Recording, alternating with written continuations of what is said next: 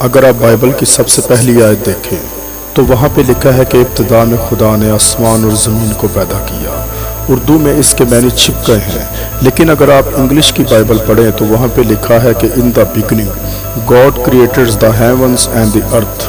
وہاں پر لفظ ہیون کو ہیونز لکھا گیا ہے، یعنی کہ ایک سے زیادہ۔ ٹوٹل 3 آسمان ہیں جس کے بارے میں ہم دوسرا کرنتھیوں باب 12 اور اس کی 2 اور 3 آیت میں پڑھتے ہیں۔ میں مسیح میں ایک شخص کو جانتا ہوں، 14 برس ہوئے کہ وہ یکایک تیسرے آسمان تک اٹھا لیا گیا۔ نہ مجھے یہ معلوم کہ بدن سمیت، نہ یہ معلوم کہ بغیر بدن کے، یہ خدا کو معلوم ہے۔ اور میں یہ بھی جانتا ہوں کہ اس شخص نے بدن سمیت یا بغیر بدن کے، یہ مجھے معلوم نہیں ہے، خدا کو معلوم ہے۔ آمین۔ اس کلام میں پولس رسول یہ بتا رہا ہے کہ وہ ایک آدمی کو جانتا تھا کہ جو تیسرے آسمان تک اٹھا لیا گیا۔ پولس کہہ رہا ہے کہ وہ نہیں جانتا تھا کہ وہ جسم میں تھا یا صرف اس کی روح آسمان پر گئی تھی۔ اگر تیسرا آسمان ہے تو اس کا یہ مطلب ہے کہ پہلا اور دوسرا آسمان بھی ہے۔ اب تیسری گنتی تک 1 اور 2 بنا گنے پہنچ نہیں سکتے۔ تیسرے آسمان میں اس آدمی نے، اس انسان نے خداوند کو بولتے سنا۔ تیسرا آسمان سب سے اونچا ہے جہاں یہوہ پاک خداوند رہتا ہے، جہاں پر خداوند کا تخت ہے۔ پہلا آسمان وہ ہے جو ہمیں دکھائی دیتا ہے، جہاں پر چاند، ستارے اور سورج ہے۔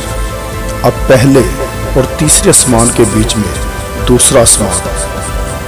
دانیل نبی کی کتاب یہ ثابت کرتی ہے کہ زمین اور تیسرے آسمان کے بیچ میں دوسرا آسمان ہے جہاں پر شیطان اور اس کے فرشتے ہیں۔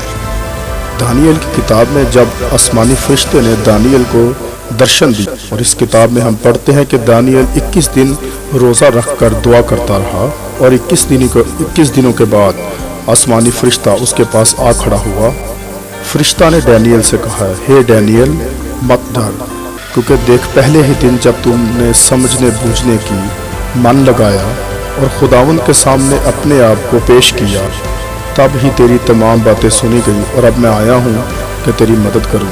فارس کا موکل 21 دن تک میرا راستہ روکے رہا، اور مقرب فرشتوں میں سے میکائیل فرشتہ پھر میری مدد کے لیے آسمان پر سے آیا۔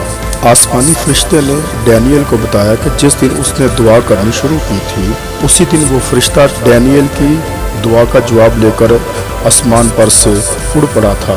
راستے میں شیطان کے فرشتوں نے اسے روکے رکھا۔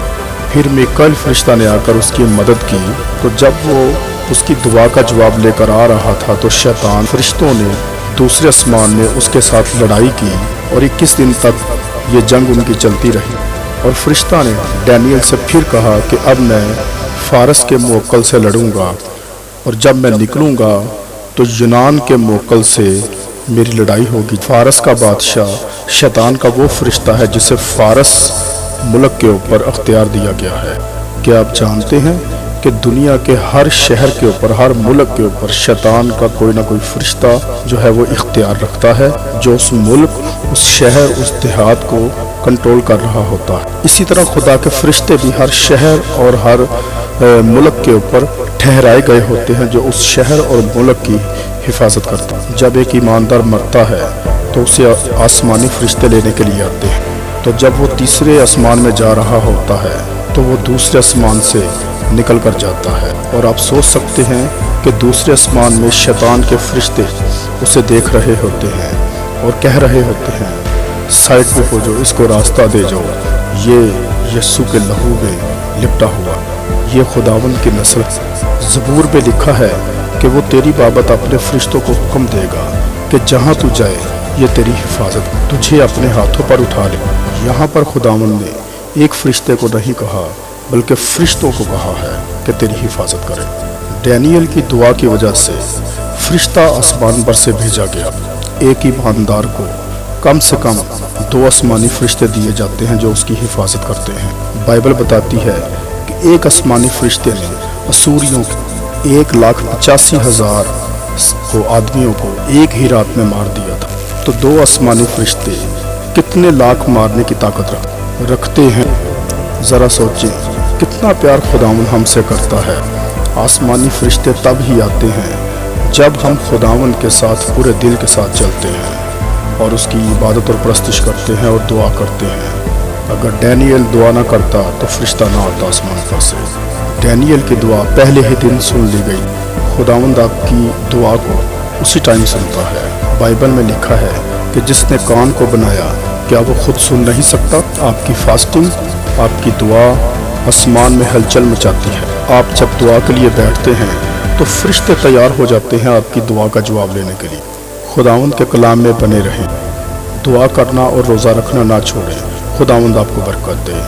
आमीन।